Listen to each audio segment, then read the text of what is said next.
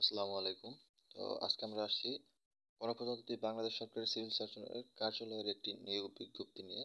তো নিয়োগ বিজ্ঞপ্তিতে বলা হয়েছে যে স্বাস্থ্য ও পরিবার কল্যাণ মন্ত্রণালয়ে স্বাস্থ্য সেবা বিভাগের প্রশাসন এক শাখার স্মারক নং স্বসেবী অথবা প্রশা যাই হোক আপনাদের এই যে তারিখ উল্লেখ করা আছে 4/9/2023 ইংরেজি মোতাবেক সিভিল সার্জনের কার্যালয় নওগাঁ এর নিয়ন্ত্রণাধীন বিভিন্ন স্বাস্থ্য প্রতিষ্ঠানসমূহে রাজস্ব খাতের পূর্বতন তৃতীয় থেকে চতুর্থ শ্রেণীর 11 থেকে 20তম গ্রেডের নিম্নবর্ণিত শূন্য পদসমূহ জনবল নিয়োগের লক্ষ্যে নওগাঁ জেলার স্থায়ী বাসিন্দাদের বাংলাদেশের প্রকৃত নাগরিকের নিকট হতে নিম্নবর্ণিত শর্তসাপেক্ষে অনলাইনে আবেদনের আহ্বান করা যাচ্ছে।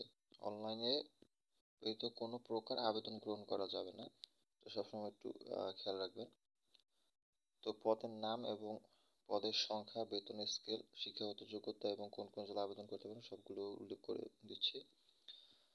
কম্পিউটার অপারেটর প্রথম যে পদটা এটা হচ্ছে কম্পিউটার অপারেটর, লোক নেবে 4 জন, গ্রেড হচ্ছে 13তম গ্রেডের এবং বেসিক স্কেল 11,000 থেকে 26,590 টাকা পর্যন্ত।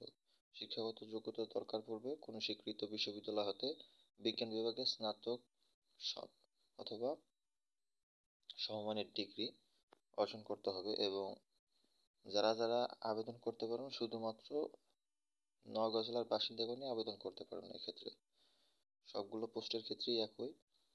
তো তারপর যদি আমরা দেখি স্টোর কিপার, এখানে লোক নেবে 4 জন, গ্রেড হচ্ছে 16তম গ্রেডের, বেসিক স্কেল 9,300 থেকে 22,490 টাকা পর্যন্ত।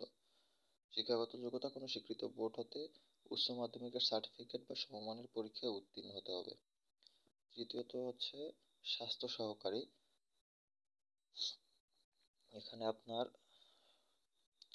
লোক নেবে 96 জন, গ্রেড হচ্ছে 16তম গ্রেড, আপনার বেসিক স্কেল 9,300 থেকে 22,490 টাকা পর্যন্ত।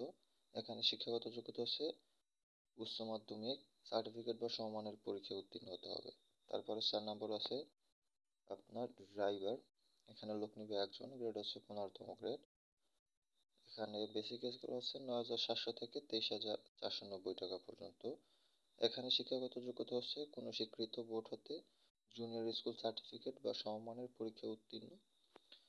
খ, বাংলাদেশের সড়ক পরিবহন কর্তৃক বিআরটিএ কর্তৃক ইস্যুকৃত ভারী যানবাহন চালানোর হালনাগাদ বৈধ ড্রাইভিং লাইসেন্স এবং তৃতীয় যে শর্ত গ নম্বরে অভিজ্ঞতা সম্পন্ন চালকগণ অগ্রাধিকার পাবেন। এই যে আপনার যে শর্তগুলো দেওয়া আছে এগুলো একটু আপনারা দেখে নেবেন। তো আগামী যে নিয়োগ আছে সেই নিয়োগের জন্য অপেক্ষা করবেন। আজকে এই পর্যন্তই। ধন্যবাদ, ভালো থাকবেন সবাইকে। আল্লাহ হাফেজ।